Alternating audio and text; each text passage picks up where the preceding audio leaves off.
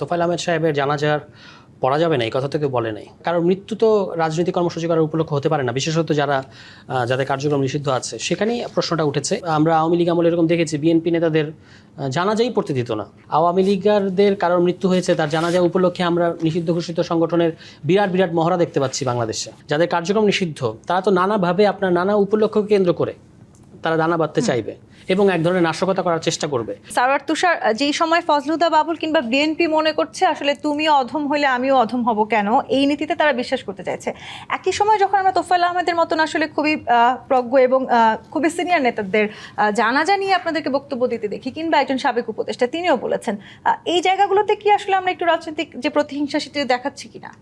না, রাজনৈতিক প্রতিহিংসা দেখানোর ব্যাপার না। তোফায়েল আহমেদ সাহেবের জানাজার পড়া যাবে না এই কথা তো কেউ বলে নাই। তিনি জানাজা তার হয়েছে, কিন্তু এই জানাজাকে কেন্দ্র করে আওয়ামী লীগ নিষিদ্ধ ঘোষিত সংগঠন, মানে কার্যক্রম নিষিদ্ধ ঘোষিত সংগঠন, তারা যখন একটা রাজনৈতিক মোবিলাইজেশন তৈরি করার চেষ্টা করেছে, সেটা নিয়ে আপত্তি।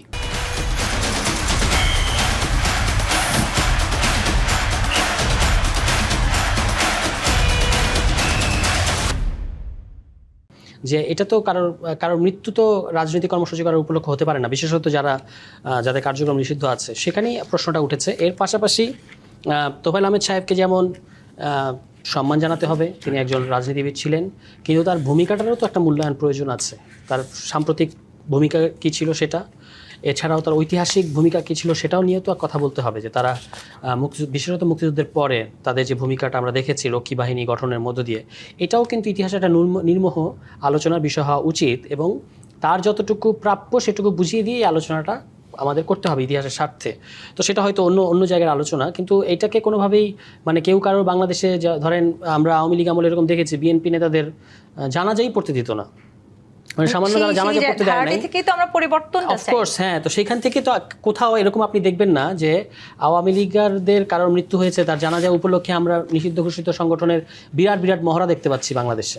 এখন আমরা প্রতিশোধ পরায়ণ হব না, এর মানে তো এই না যে আমরা যাদের কার্যক্রম নিষিদ্ধ আছে তাদেরকে এটাকে উপলক্ষ করে দানা বাঁধতে দিব। এখানে তো আপনাকে কতগুলো নীতিগত সিদ্ধান্ত নিতে হবে। মানে যাদের কার্যক্রম নিষিদ্ধ তারা তো নানাভাবে আপনার নানা উপলক্ষকে কেন্দ্র করে তারা দানা বাঁধতে চাইবে এবং এক ধরনের নাশকতা করার চেষ্টা করবে। তাহলে তাদেরকে আপনি কীভাবে কন্টেইন করবেন এবং সেখানে গোয়েন্দাদের কী ভূমিকা থাকবে, সেটা হচ্ছে আলোচনার বিষয়। তো সেই দিক থেকেই হয়তো সমালোচনাটা যতটুকু হওয়ার ততটুকু হয়েছে বলে আমি মনে করি।